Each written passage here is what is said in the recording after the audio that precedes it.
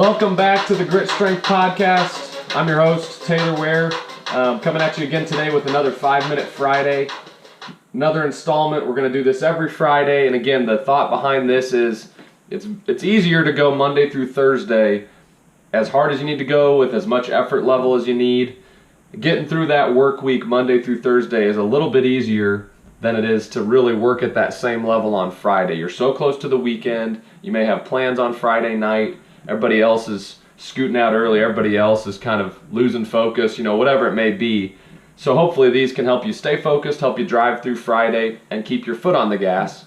And that last point's going to be something that we're really going to hone in on today.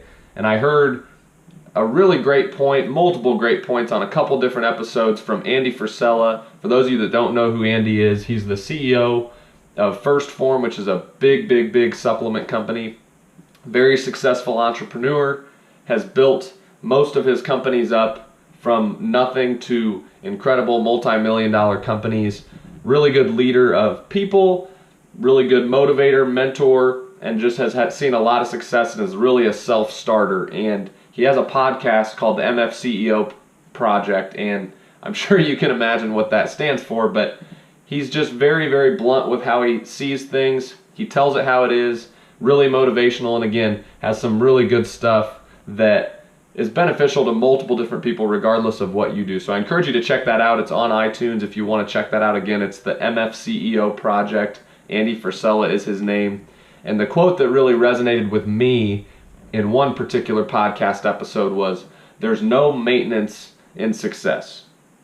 The way that I took that is you cannot just maintain success. You can't just maintain where you're at and continue to see success and continue to be successful in what you're doing. One of the biggest detriments to people, in my opinion, is seeing a little bit of success, having little successes. Because what that does is it gives you a little bit of a taste of what it feels like, maybe encourages you to go out and spend money that you've earned, reward yourself. Again, it forces you, or doesn't force you, but it makes a lot of people take their foot off the gas. In athletics, maybe you get a couple scholarship offers, or you start to have some schools look at you, you think you're the man, and you take your foot off the gas. You quit working as hard as you did before. You start getting away from the things that got you to where you are. You get comfortable. And again, we talk all the time about you got to get comfortable being uncomfortable. As soon as you get comfortable, complacent, you see a little bit of success, and again, you take your foot off the gas, people are going to catch you. People are going to pass you. You cannot just stay where you are. If you stay where you are, people will pass you. You're either continually getting better, continually improving, or you're going to get passed, period. End of statement. You're either getting better or you're getting worse. And going back to the concept of potential that we touched on and talked about so much is you can have a tremendous amount of potential, but it's never that finished product. Like we said, it's never, that level of potential does not necessarily stay the same. And I think the more that you kind of chase potential, and Andy Frisella talked about how his definition of success used to be achieving your level of potential or something along those lines, but he changed it to the chase, or the road to fulfilling that potential. Because when you're on the road to fulfilling that potential, or you're chasing your potential, you're going to build these new skills. You're going to develop new things that you can do. And when you develop those new skills, that's what raises that bar. That's what raises the ceiling of where your potential is at.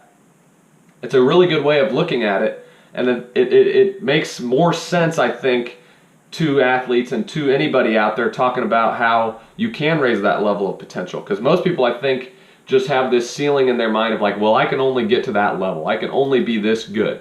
I've got to get there. Well, if you continue to build skills, again, you can raise that level and get better and better and better and continue to chase that potential.